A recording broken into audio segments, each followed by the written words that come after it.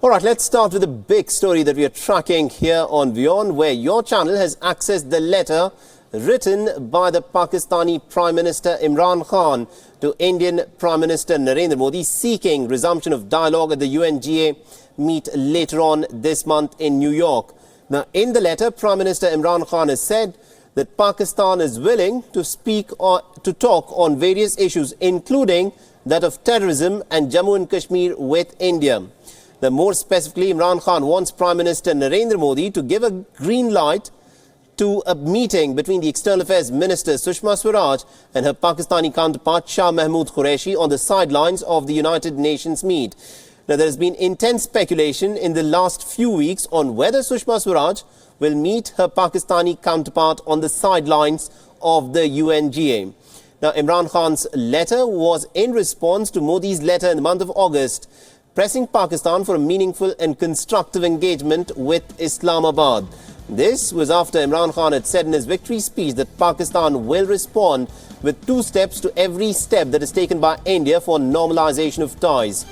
The Wion has accessed the exclusive details of the letter. So this is the letter that you see on the screens that's been written by Imran Khan to Narendra Modi, where he has said, "I endorse your sentiment that the only way forward for our two nations is in fact to carry forth the peace process. We owe to our people to peacefully resolve all outstanding issues, including Jammu and Kashmir, to bridge differences and achieve a mutually beneficial outcome. Pakistan remains ready to discuss the issue of terrorism." So this is what the Pakistani Prime Minister has written in his letter to the Indian Prime Minister. Now, the two nations have not had any substantial dialogue since 2015, when Sushma Swaraj had travelled to Islamabad for the Heart of Asia conference. All right, now for more on this, we are joined in by Anas Malik, our Islamabad Bureau Chief. We're also joined in by our correspondent, Siddhant Sibil, and we're also joined by Strategic Affairs Analyst Sushant Sareen, who's joining us from Gurugram as well. But Siddhant, let me begin with you. We've just seen the details of the letter. This letter is in response to the letter that was written by Prime Minister Narendra Modi a month back. Have we had any sort of a response so far from the Indian side on this invitation by Imran Khan for the foreign ministers of the two nations to meet on the sidelines of the UNGA? Well, first, let me tell you that it's a big development. This is a massive development. This is a big development since the Indian Prime Minister went to Lahore while coming back from Kabul, because this is also a vindication of the Indian foreign policy, a big victory for the Indian foreign policy, because India has been saying that talks and terror can't go together, but talks on terror can happen. We all are waiting for Indian government's reaction at the official briefing of the spokesperson at 4 o'clock. But in the letter, Imran Khan said that Pakistan remains ready to discuss terror. This is the most important statement in the entire letter, because this is what India wanted, to discuss terror. For India, core issue is the issue of terror, while Pakistan has been saying the core issue is Kashmir. But in the letter, the fact that the Imran Khan government has talked about terror and said they are ready to discuss terror is a big victory for the Indian foreign policy. Other than fact, the Imran Khan government has also proposed a meeting between the Indian External Affairs Minister Sushma Swaraj and the Pakistani Foreign Minister on the sidelines of UNGA, which has already started, and the Indian External Affairs Minister will leave on Saturday. There is going to be a SAARC Foreign Ministers meeting, which is going to take place on 27th. That is the day when we do expect a certain kind of meeting. Has not been confirmed by both the Indian side and the Pakistani side, but the fact that the Imran Khan government has written about it in the letter makes it very positive that this meeting is going to take place. But the letter has also talked about Vajpayee. Imran Khan has invoked Vajpayee and his contribution for the SAARC. So that is also an important development. All right, Siddhant, we'll of course come back to you now. This of course is a significant letter. We are waiting for a reaction from the Indian side on this. But let me bring in Sushant Sareen on this. Now, Sushant, this is the letter that's been written by the Pakistani Prime Minister to India. He has very categorically stated that he's willing to discuss the issue of terrorism, and he's also spoken about the meeting of the foreign ministers on the sidelines of the UNGA. How should India respond to this? I think we are cherry picking his letter. It's very clear to me that there's no need to get all excited about the letter. This is an old Pakistani attack. He has effectively sought a resumption of the comprehensive bilateral dialogue without adequately addressing the issue of terrorism, which India has been talking about. So terrorism will become one of these, issues that will be discussed between India and Pakistan. Whereas India wanted that, on the issue of terrorism, it has to be given a certain degree of centrality so that a conducive atmosphere can be made, and then the two countries can move ahead with whatever dialogue process they decide between themselves. But I think what Imran Khan has tried to do is try to be too clever by half. So to my mind, and I'm afraid I don't agree with the excitement which Siddhant is showing, to my mind, the only, if at all, takeaway from this letter is that unlike the 5 or 6 times that over the last 4.5 years since the Modi government has come into power, every single initiative was taken from Mr. Modi's side. Every time the process between the two countries got derailed, it was Mr. Modi who picked up the phone and tried to revive it. That stopped after the Pathankot attacks. This is the first time that the Pakistanis have taken that step forward and have approached India for some kind of a meeting, whether it's at this point in time only at the UN. So I think we should be very careful to look this gift horse in the mouth to see whether this horse is actually any good or this is one of the same old turkeys which is being sold to us, which has been done in the past as well. Let us also remember the circumstances under which this kind of an offer is being made. Pakistan is under immense pressure, both economic and political, and to some extent even strategic. And I think they're trying to find some wriggle room for themselves. Opening a dialogue with India gives them that wriggle room. The question before us is, do we fall back, on that Prithviraj Chauhan syndrome, that every time the enemy is in trouble, we try and bail them out? Or do we say, okay, fine, they can stew in their own juices until we get satisfaction on issues of serious concern to us, we are not going to move forward. Finally, I think he has actually, in his letter, if you read it carefully, accorded a degree of centrality to the issue of Kashmir.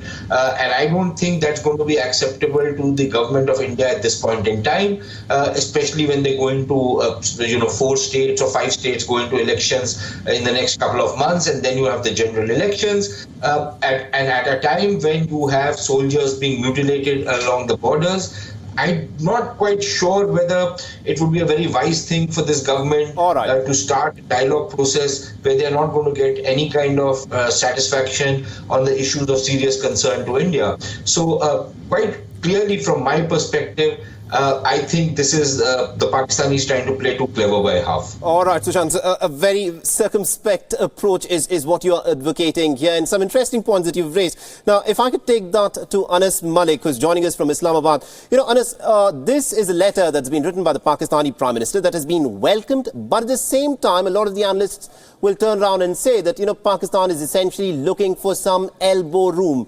considering the kind of pressure it is under due to FATF requirements, where it is required to crack down on the terror elements. Now, by resuscitating this dialogue process with India, Pakistan is perhaps trying to show to the world that they are trying to normalize ties in the region. Is that what is happening here?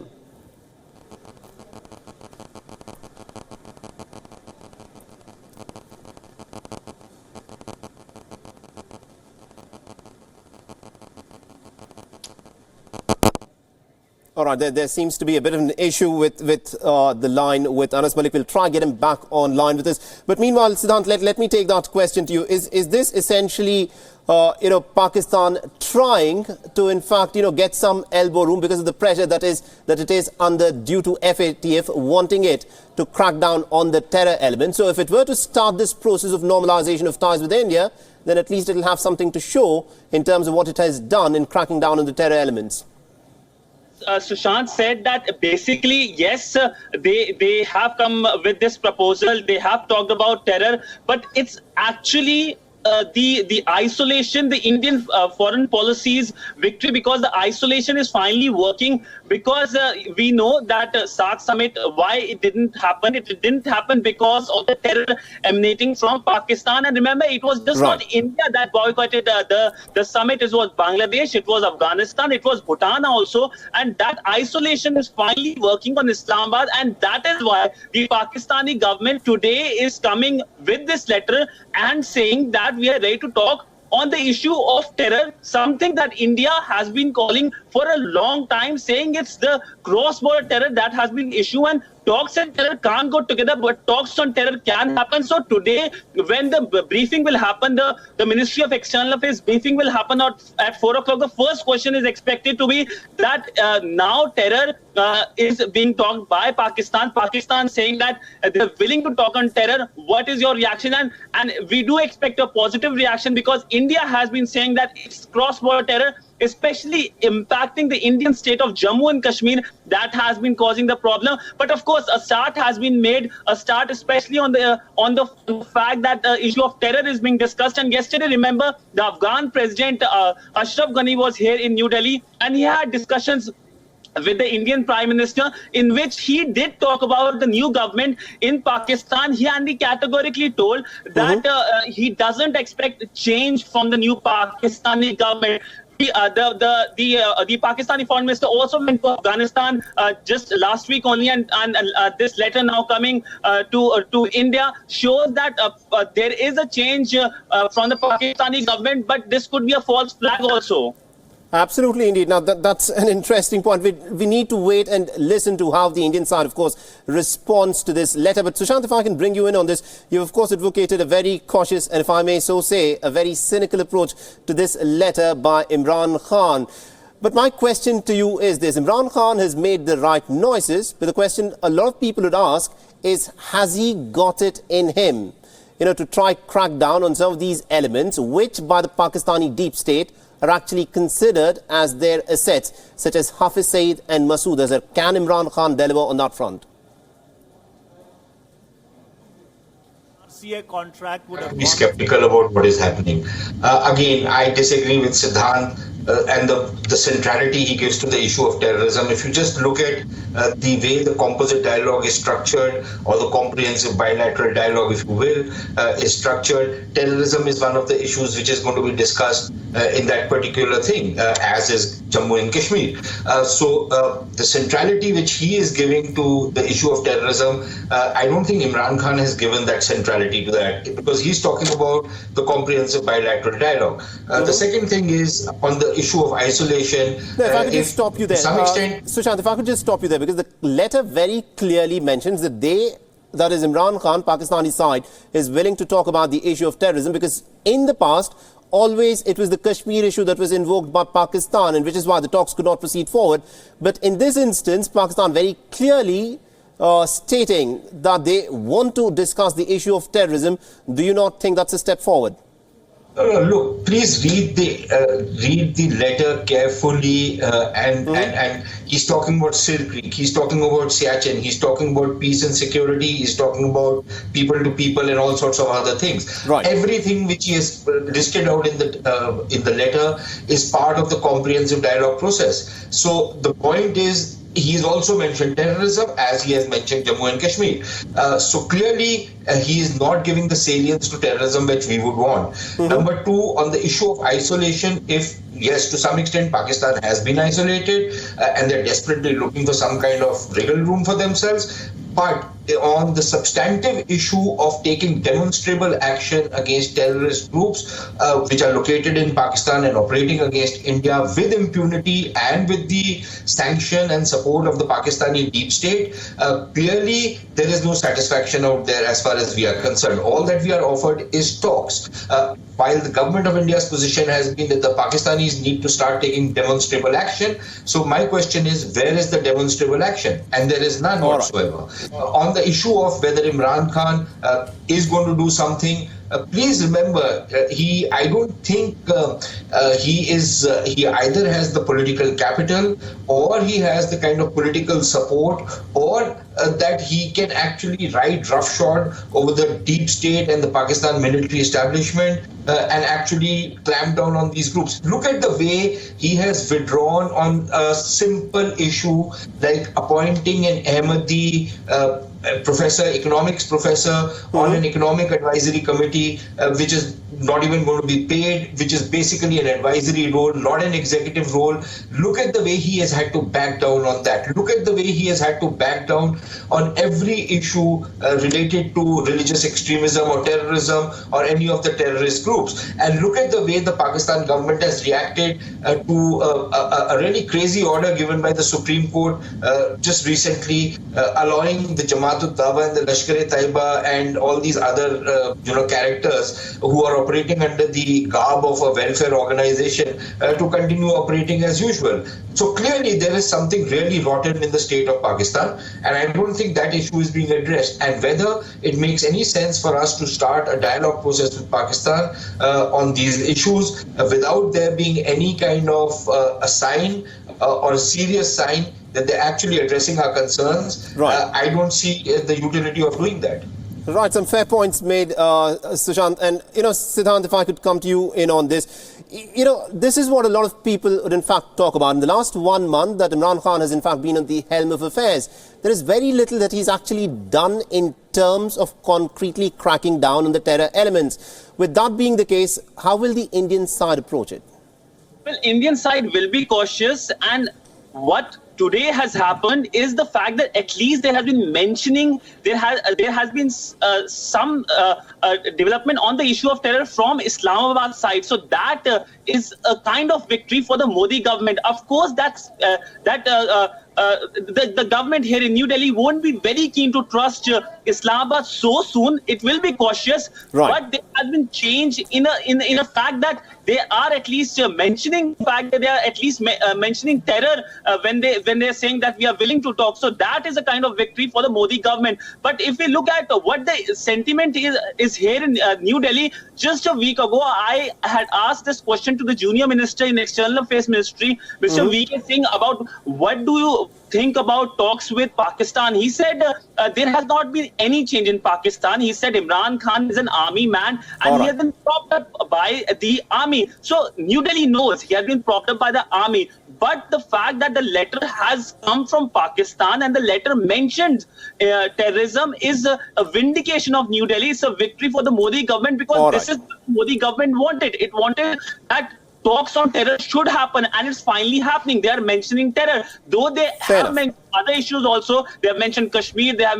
mentioned other Sir Creek, but they've also mentioned terror. So that is a kind of victory. New Delhi, of course, will be cautious, and I've been talking to diplomats. They know that there is a desperation in Islamabad for the talks, and that is why Islamabad has proposed this talk to happen in the United Nations General Assembly. All right, fair enough, gentlemen. We'll have to leave there. Thank you very much indeed to Sushant Sareen and also to Siddhant Sibil for joining us on this broadcast. Now, the Indian government, how will it react? We expect to know more about it at about 4 p.m. later on in the day. But of course, the mood of the nation, of course, is for this letter, India should approach this very cautiously. The big question, of course, that will be asked is what is Pakistan bringing to the table, even if it wants to resuscitate and restart the dialogue process?